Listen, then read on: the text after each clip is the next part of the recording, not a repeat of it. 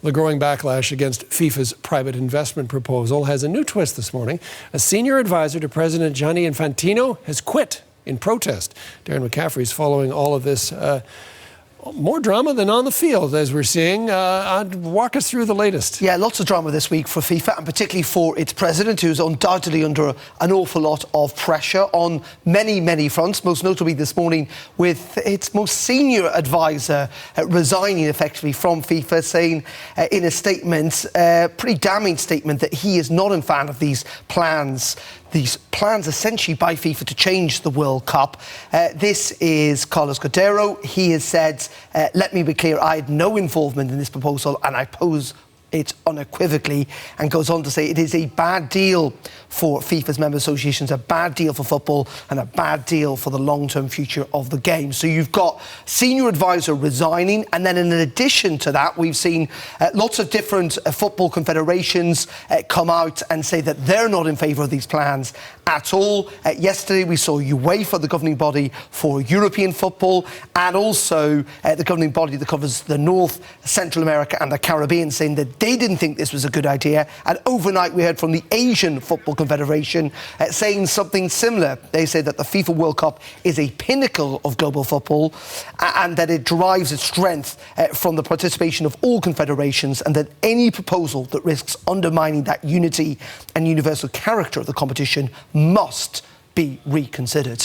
So that unity, that universal character on full display just weeks ago with the World Cup, and perhaps a career crowning moment for Infantino and the rest of FIFA, and yet this. Why is it so controversial? And this is the interesting thing, isn't it? I mean, the World Cup was a success. I don't think anyone can say it wasn't.